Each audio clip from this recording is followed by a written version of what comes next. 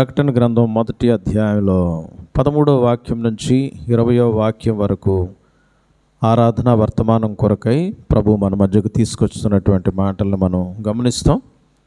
ఈ యొక్క ప్రకటన గ్రంథం అంతా కూడా పద్మాసు ద్వీపమందు, దయచేసి ఫోన్ స్విచ్ ఆఫ్ చేయండి, పద్మాసు ద్వీపమందు ఉన్నటువంటి భక్తుడైనటువంటి అపోస్తలుడైనటువంటి యోహాను గారికి ప్రభు దర్శన రీతిగా భవిష్యత్తులో జరగబోయేటువంటి అంశాలను చూపిస్తున్నాడు. ప్రియులారా, గత వారం కూడా ఇదే అధ్యాయంలో నుంచి కొన్ని మాటలు మనం తెలుసుకొని ప్రభువుని ఆరాధించాం. కనుక ఈ దినం మనం కనుక గమనిస్తున్నట్లయితే 13వ వచనం నుంచి గమనించినప్పుడు తనకు ఒక స్వరం వినపడుతుందంట. ఆ స్వరం ఏంటో చూద్దామని చెప్పేసి ఆ స్వరం వైపు దృష్టించినప్పుడు 13వ వచనం చూడండి. తిరుగగా 7 సువర్ణ దీపస్తంభములను, ఆ దీపస్తంభముల మధ్యను మనుష్య కుమారుని పోలినటువంటి ఒకరిని చూచాయండి. పాప కూర్చోనన్న కదలబాకు. కనుక ప్రియులారా, మనుష్య కుమారుడు అంటే యేసుక్రీస్తు ప్రభువారిని పోలినటువంటి, అంటే ఆయన చూచింది ఎవరినో కాదు, యేసుక్రీస్తు ప్రభువారిని. పరమందు ఉన్నటువంటి యేసయ్యను చూస్తున్నాడు.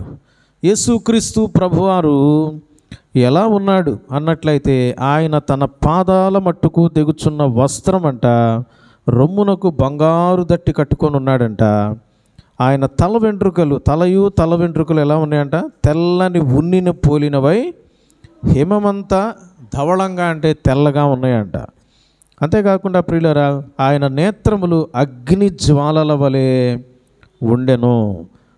ఆయన పాదములు కొలిమిలో పుటము వేయబడి మెరయిచున్న అపరంజితో సమానమై ఉండెను. ఆయన కంఠస్వరము విస్తార జల ప్రవాహముల ధ్వని వలె ఉండెను. అంతేకాకుండా 16వ వచనాన్ని గమనిస్తే ఆయన తన కుడి చేత 7 నక్షత్రములు పట్టుకొని ఉండెను. ఆయన నోటి నుండి అంట 2 అంచులు గల వాడి అయిన ఖడ్గం ఒకటి బయటకు వచ్చిందంట, బయలు వెడల్తా ఉందంట, బయటకు వస్తూ ఉంది.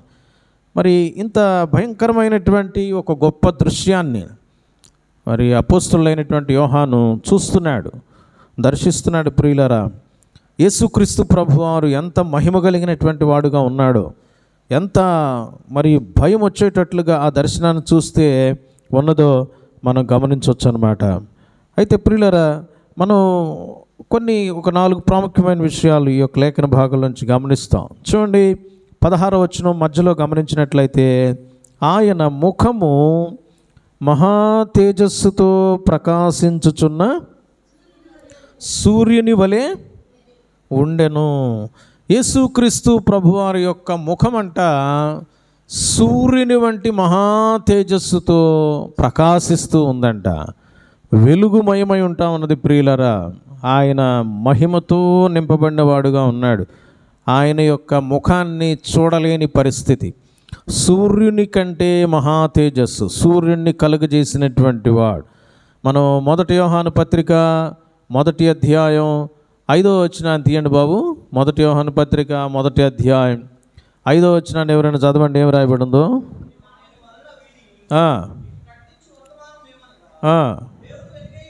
దేవుడు ఏమై ఉన్నాడంట? వెలుగై ఉన్నాడు. అసలు ఆయన వెలుగంటే ఆయనే, సూర్యుడిని కలుగజేసింది ఆయనే అని ఆదికాండం 1వ అధ్యాయంలో మనం గమనిస్తాం. ఇంకేముంది బాబు?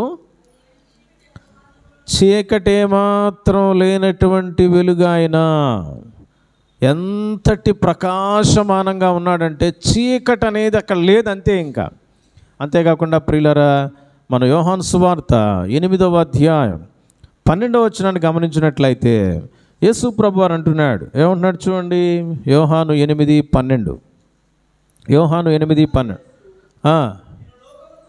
నేను లోకమునకు వెలుగును, నన్ను వెంబడించువాడు చీకట్లో నడవక జీవపు వెలుగు కలిగి ఉంటాడు. చీకట్లో ఆయన వెంబడించే వాళ్ళు సైతం చీకట్లో ఉండరంట.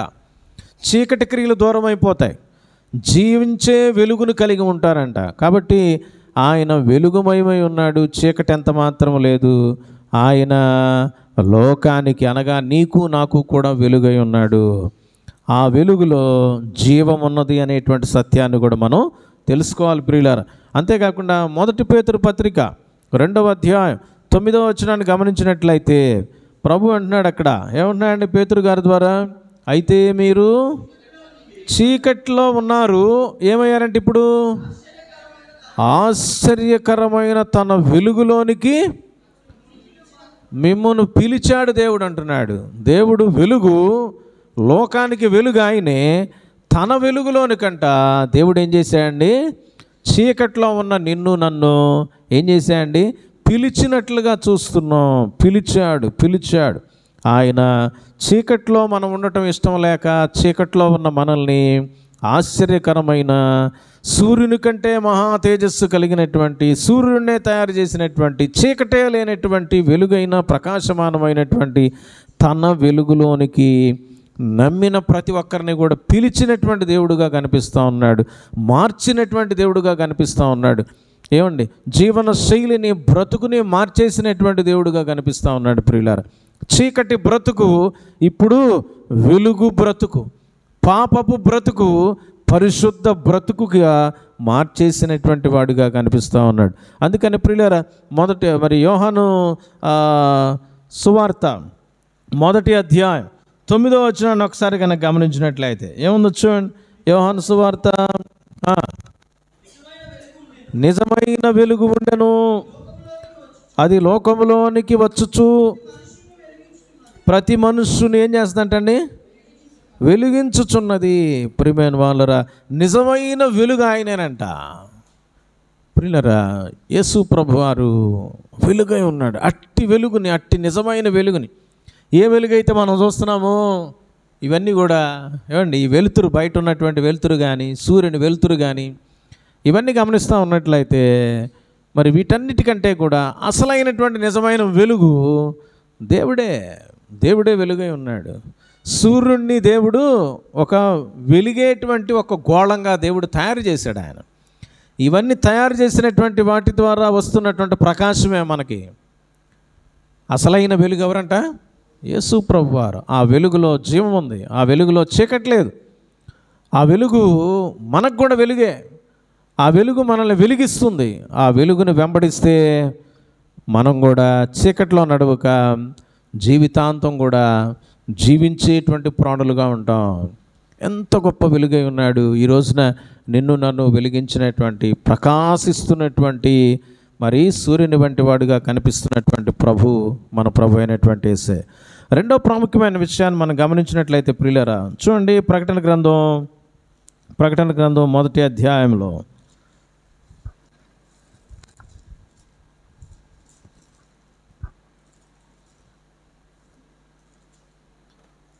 ప్రకటన గ్రంథం 1వ అధ్యాయంలో ప్రియులారా, మరొక ప్రాముఖ్యమైన విషయాన్ని గమనించినట్లయితే చూడండి, అక్కడ చెప్పబడుతూ ఉంది 17వ వచనంలో, ఇంతటి వెలుగుమయమై ఉన్నటువంటి యేసయ్యనంట నేను ఆయనను చూడగానే చచ్చిన వాని వలె ఆయన పాదముల యొద్ద పడిపోయాను అంటున్నాడు. ప్రియులారా, గమనిస్తున్నట్లయితే యేసు ప్రభువారు ఎంతటి వెలుగంటే ఆ వెలుగును చూస్తే చచ్చిపోతాం. మోషే కూడా అడిగినప్పుడు ఏం చెప్పాడమ్మా నిర్గమాకాండంలో, అయ్యా నీ మహిమను ఒక్కసారి చూపించు, నేను నిన్ను చూడాలనుకుంటున్నాను అన్నప్పుడు దేవుడు ఏం చెప్పాడు? అయ్యా మరి నన్ను చూచిన ఏ నరుడు కూడా బ్రతుకడు, చచ్చిపోతాడు. ఆ వెలుగును చూడలేరు. ఏమండి, సూర్యుడిని చూస్తేనే మనం గుడ్డివాళ్ళం అవుతాం. అధికమైనటువంటి వెలుగును చూసినప్పుడు మన కళ్ళన్నీ కూడా నల్లగైపోతాయి. అలాంటిది ప్రియులారా, సూర్యుడిని తయారు చేసిన, చంద్రుడిని తయారు చేసిన, నక్షత్రాదులను తయారు చేసిన, సమస్తాన్ని తయారు చేసినటువంటి, సూర్యుని కంటే చంద్రుని కంటే మహా తేజస్సు కలిగినటువంటి, వాటన్నిటికీ ఆ వెలుగు ఇచ్చినటువంటి వాడు యేసుక్రీస్తు ప్రభువారు ఎంత గొప్ప వెలుగై ఉన్నాడు. ఆ వెలుగులో చీకటే లేదని బైబిల్ సెలవిస్తూ ఉంది, పాపమే లేదని బైబిల్ సెలవిస్తూ ఉంది. ఆ వెలుగు ఎంతో ప్రకాశించేటువంటి వెలుగని బైబిల్ సెలవిస్తూ ఉంది. ఆ వెలుగును చూస్తే ప్రియులారా మనం చచ్చిపోతాం. వెలుగును చూస్తే చచ్చిపోతాం. ఒకసారి ఆలోచన చేయండి. అంత మహిమ కలిగినటువంటి దేవుడు, ఆయన్ని చూస్తే మనం చచ్చిపోతాం, కానీ మనల్ని ఆయన బ్రతికించాలని ఆశపడ్డాడు. అందుకేం చేశాడండి?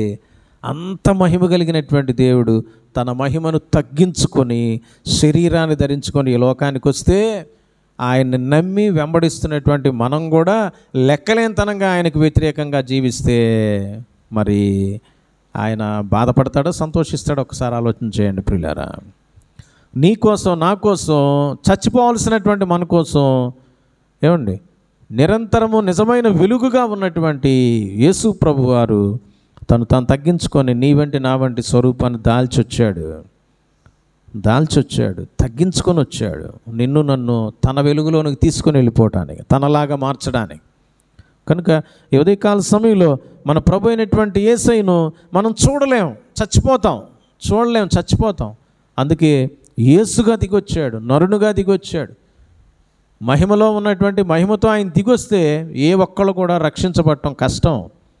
కనుక ప్రియులారా, మరి ఇంత మహిమ కలిగినటువంటి ప్రభు, నీ ప్రభు, నా ప్రభు, తన మహిమను సైతం ప్రక్కన పెట్టి మన కోసం మనుషునిగా దిగి వచ్చినటువంటి వాడు మన ప్రభు అనే సత్యాన్ని గుర్తిస్తే నువ్వు యొక్క జీవితాంతో సాకులు చెప్పవు. ప్రభు కోసం మొదటి స్థానం ఇస్తావు నీ జీవితంలో. రెండో ప్రాముఖ్యమైన విషయాన్ని మనం గమనించినట్లయితే ప్రియులారా, చూడండి ఏమి రాయబడి ఉందో. 18వ వచనం, నేను మొదటివాడను, కడపటివాడను, జీవించువాడను, మృతుడనైతిని కానీ. ప్రియులారా, ఇక్కడ 18వ వచనంలో మొదటి భాగాన్ని గమనిస్తే చెప్పబడతా ఉంది, నేను ఏంటంట ప్రకటన 1:18లో ఏం చెప్పబడుతుందమ్మా? నేను మొదటివాడను. ఎవరంట ఆయన ఫస్ట్ ఉన్నది ఆయనే. చివరివాడు ఎవరంట? కడపటివాడు అంటే చివరివాడు ఆయనే. మూడోది ఏం చెప్తున్నాడు? జీవించి ఉండేటువంటి వాడిని నేనే. ప్రియులరా, ఆయన ఎంత గొప్ప దేవుడు ఒకసారి ఆలోచన చేయండి. ఆయన బిగినింగ్ ఆయనే, ఎండింగ్ ఆయనే, ఎల్లవేళలా ఉండేటువంటి జీవించేటువంటి వాడు ఆయనేనంట యేసుక్రీస్తు ప్రభువారు. ఆయన స్వరం వినబడతా ఉంది ప్రియులరా, ఆయన స్వరం వినబడతా ఉంది. ఆయన ముఖాన్నే చూడలేకపోతా ఉన్నాడు, చచ్చిన వాడి వలె పడిపోయాడు యోహాను భక్తుడు. మరి అక్కడ ప్రభు అయిన యేసయ్య యొక్క స్వరం వినబడతా ఉంది. ఏమంటున్నాడు? నేను మొదటివాడను. యెషయా గ్రంథం 43వ అధ్యాయం 10-11 వచనాలు చూడండి ఏం రాయబడిందో. యెషయా గ్రంథం 43వ అధ్యాయం, యెషయా గ్రంథం 43:10-11 చదువయ్యా.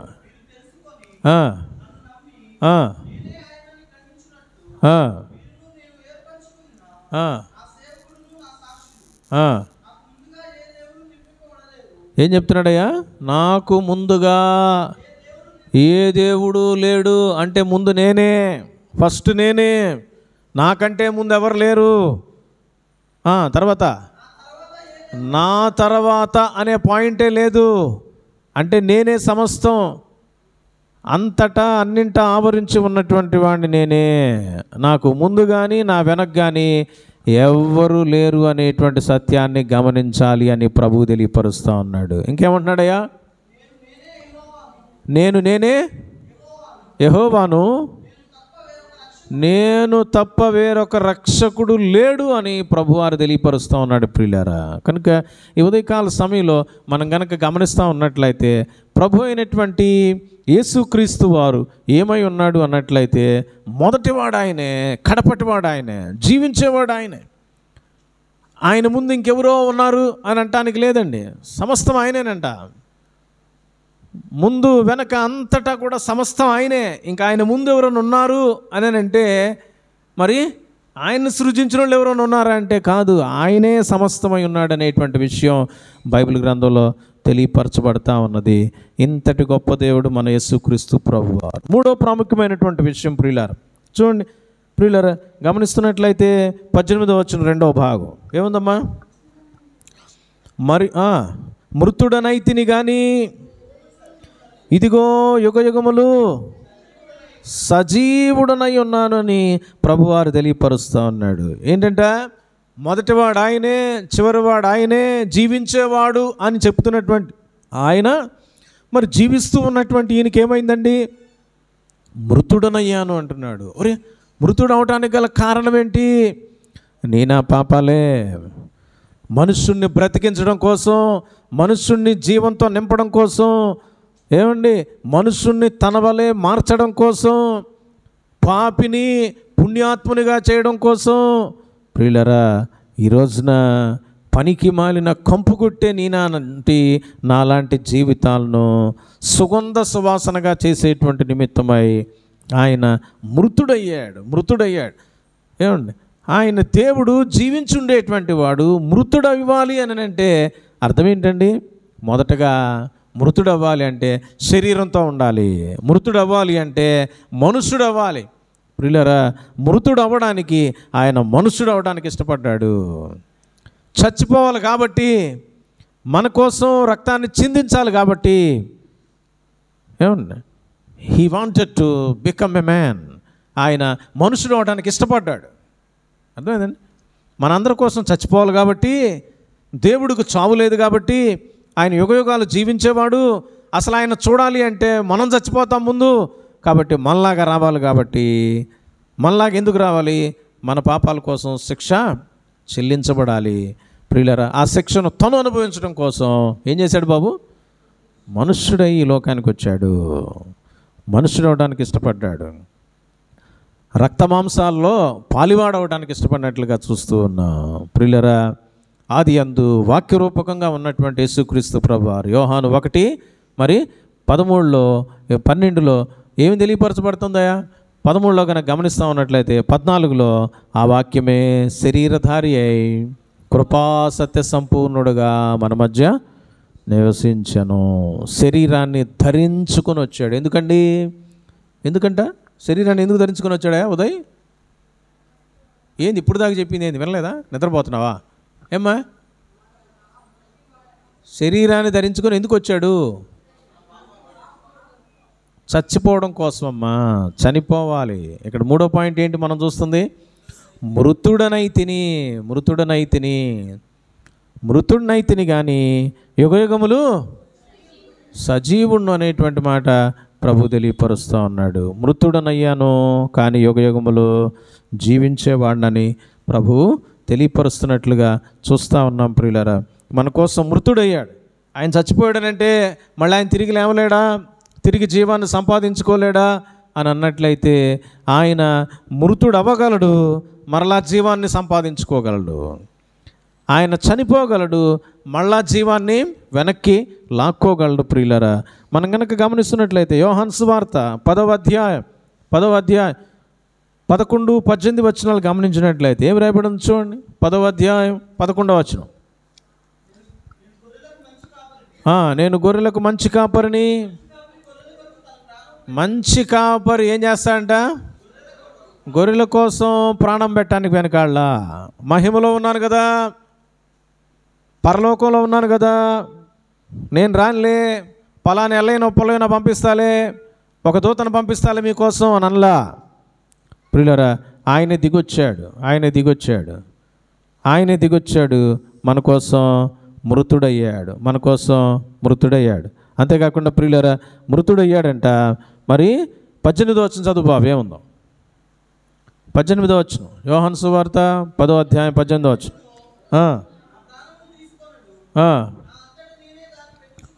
నా అంతట నేనే దాన్ని పెట్టుచున్నాను, దాన్ని పెట్టుటకు అధికారం కలదు, తిరిగి తీసుకోవడానికి కూడా అధికారము కలదు. ప్రియులారా, దేవుని యొక్క వాక్యం సెలవిస్తూ ఉంది. ప్రాణం పెట్టడానికి నాకు అధికారం ఉంది, ప్రాణం మళ్ళా తీసుకోవడానికి కూడా.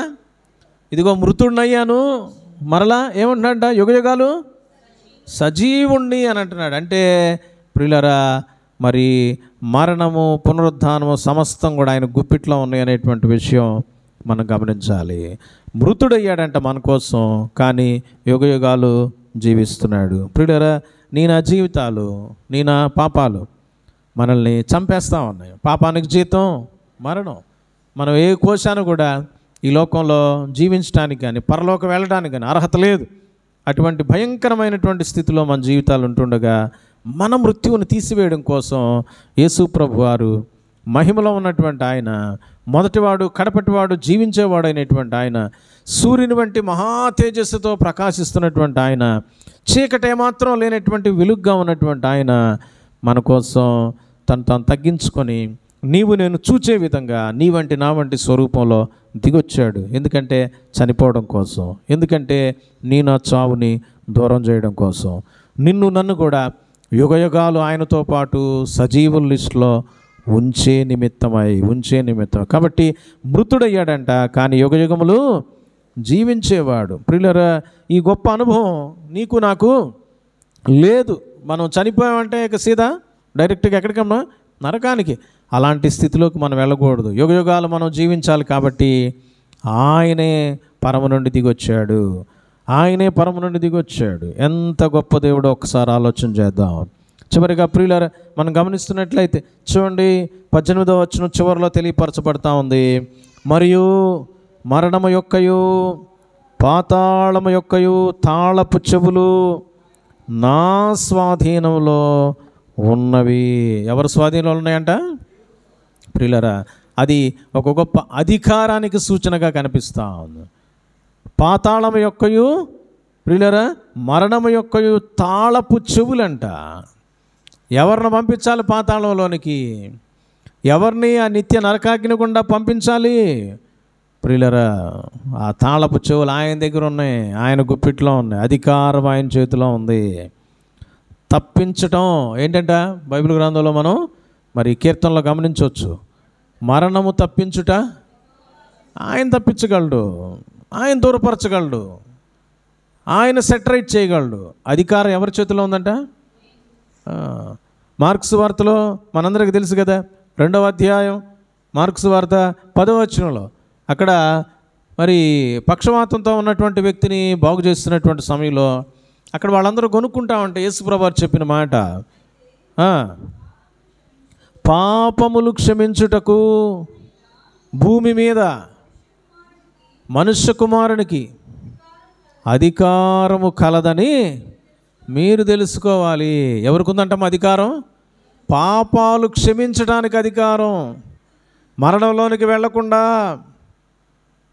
ఏమండి, పాతాళంలోనికి వెళ్లకుండా ఆ తాళపు చెవులు ఆయన దగ్గర ఉన్నాయంట.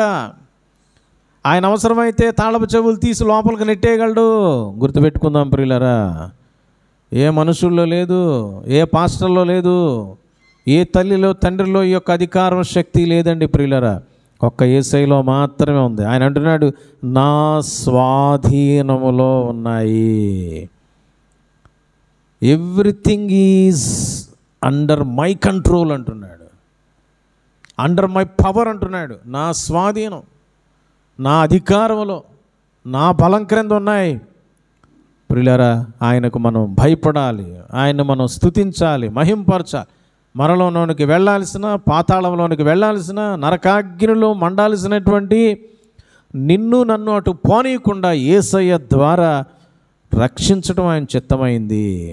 కాబట్టి ఈ రోజున రక్షించబడిన గుంపులో మందిరంలో చేరి మనం ఆయన్ని ఎందుకు స్తుతించాలి అన్నట్లయితే ప్రియులారా, మన ప్రభు అయిన, మన రక్షకుడైన, మనలను తప్పించినటువంటి మరణము నుంచి, నరకాగ్ని నుంచి తప్పించినటువంటి యేసుక్రీస్తు ప్రభువారు ఎంతటి శక్తిమంతుడంటే, మనం చూస్తున్నటువంటి వెలుతురు కంటే, మనం చూస్తున్నటువంటి సూర్యుని కంటే, చంద్రుని కంటే, నక్షత్రాల కంటే మహా తేజస్సు కలిగినటువంటి వాడు.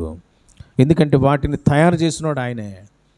రెండవదిగా మనం చూసాం ప్రియులారా, మరి ఆ తేజస్సులో ఏముందో కూడా చూసాం. ఆ తేజస్సులో చీకటి అనేది లేదు, పాపం అనేది లేదు. ఆ తేజస్సును చూసి చచ్చినోళ్ళలాగా పడిపోయాడంట భక్తుడైనటువంటి అపోస్తులైన యోహాను. అంతటి శక్తిమంతుడు, అంత మహిమ కలిగినటువంటి వాడు, అంతటి మహిమ కలిగినటువంటి వాడు యేసుక్రీస్తు ప్రభువారు. అంతేకాకుండా ఆయనే మొదటివాడు, కడపటివాడు, జీవించి ఉండేటువంటి వాడు ఆయనే. He is the living God. ఆయన ముందు ఏ దేవుడు లేడంట. యెషయా గ్రంథం 43లో చూసాం. ఆయన తరువాత ఎవరు లేరంట. ఆయనే సమస్తం ఆవరించి ఉన్నటువంటి దేవుడిగా కనిపిస్తూ ఉన్నాడు. మూడవదిగా మనం గమనించినప్పుడు ప్రియులారా, ఆయన మృతుడయ్యాడంట.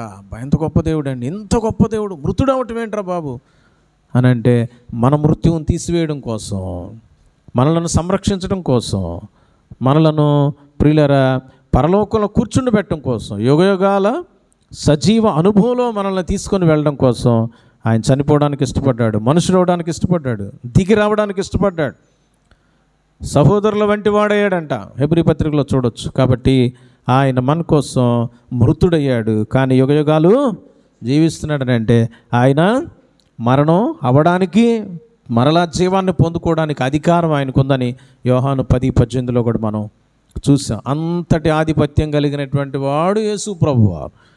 ఆయనకు మనం భయపడదాం. ఏమండి, డాక్టర్లను చూసి ఆయన మందిస్తే బాగోద్దేమో, ఏమండి ఈయన మందిస్తే బాగోద్దేమో, ఆయన డబ్బులు ఇస్తే మా ఇల్లు అంతా చక్కబడుద్దేమో, పలానా ఆయన డబ్బులు ఇస్తే చర్చ్ అంతా కంప్లీట్ అవుద్దేమో అని మనం మనుషుల వైపు అటు ఇటు చూస్తూ ఉంటాం. మనుషులం కదా, అటు ఇటు చూస్తూ ఉంటాం. కానీ ప్రభు ఏమంటున్నాడంటే, అరువారి నాయన సమస్త అధికారం నా గుప్పిట్లో ఉంది. మరణము, పాతాళ మరి ద్వారం యొక్క ఆ తాళపు చెవులు నా చేతిలో ఉన్నాయి. అసలు ఏమనుకుంటున్నారు మీరు అని అంటున్నాడు ప్రభు. సమస్తం అయిందే, ఏమండి, అన్నీ ఆయన గుప్పిట్లో. అంతటి అధికారి, నీ యొక్క దేవుడు, నీ యొక్క రక్షకుడు. ఈ రోజున మనం ఇక్కడ కూర్చున్నామంటే యేసు ప్రభువుని బట్టి మాత్రమే అనే విషయాన్ని గమనించిన వారమై మనసార హృదయానుసారంగా ప్రభువుని స్తుతించి మహింపరిచి ఆరాధిస్తాం. తల వంచుదాం, మోకరిస్తాం. ప్రియులరా, మన యొక్క మరి హృదయాలతో ప్రభువుని